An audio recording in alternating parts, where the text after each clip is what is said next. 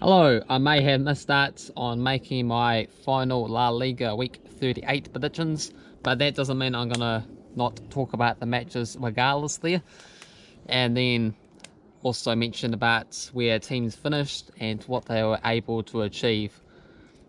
If you finished the mid-table, unfortunately I'm not going to talk about you because 10th, 11th doesn't really mean too much. It's all about those Champions League, Europa League and relegation places is the most important things that you can achieve during the season. Of course, mid-table teams, quite nice, secure, get a little bit more money than 10th, 11th there, but not enough to mention. I will, or at least I'll try to do another batch of videos there where I talk about what were my pre-season predictions and what they ended up to be, so I could mention the 10th and 11th places more so in that particular video there. So to start with, Barcelona managed to win their final game of the season. It was a 5-0 victory against Alaves with Fati, Messi getting a double, Suarez and Semedo.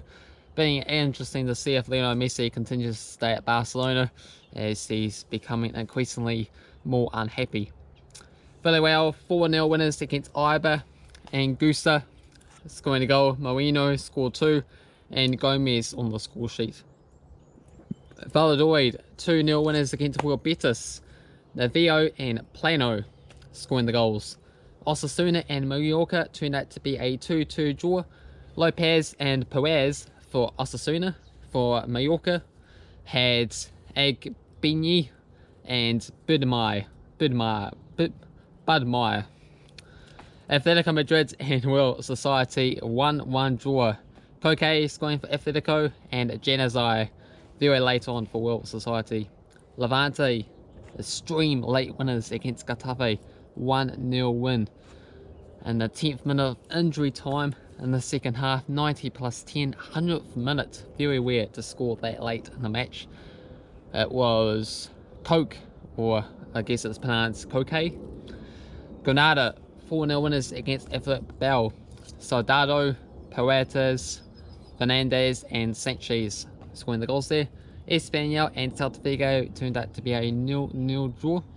Leganes and Real Madrid 2-2 draw.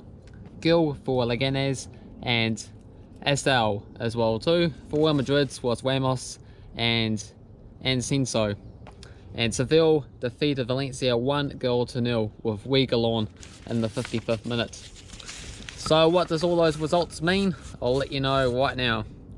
So Real Madrid topped the table. They did so in their previous match with a 2-1 victory against Villarreal. So they didn't need to turn up and get the results in their final game. And for Barcelona, they stumbled their first home loss in 2 years against Osasuna in the last match day. So even if Real Madrid lost themselves, they would have still managed to become champions because of that.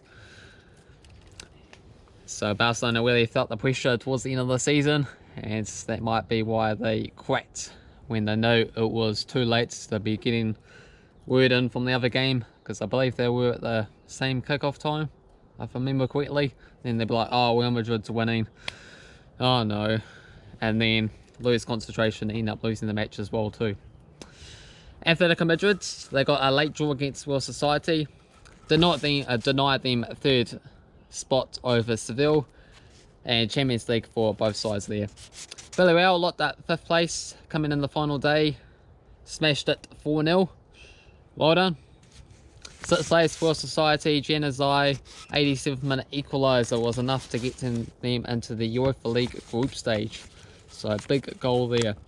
7th place Granada, getting a Europa League qualifying spot round with a dramatic 4-0 or dominant 4-0 victory. And Getafe and Valencia both losing cost them, as they could have been the teams that got the 7th place instead of Granada. Leganes drawed against Real Madrid, the champions, not enough to save them, with Celtavigo drawing against Espanyol, with the goal difference in head-to-heads in favour of Celtavigo. if Celtavigo was able to win against Espanyol, it wouldn't matter what happened in the Leganes Real Madrid match. But because they only managed to get a draw against Espanyol, if Leganes somehow did end up beating Real Madrid, then they would have stayed up.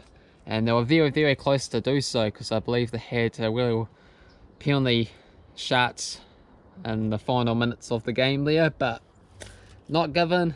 And drawing against the champions, very good results, but they will be in the second division next season. So it's a bit of an overview of what happens.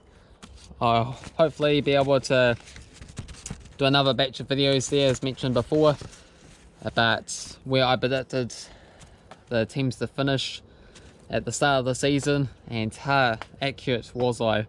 There'll be probably a few shockers in there and some solid picks, so stay tuned for that one. Maybe put in the comments below that you really want to see it, and that would hopefully motivate me to go on and actually do it. But hopefully you enjoyed this video. If you did, thumbs up. If you're new to the channel, make sure you subscribe.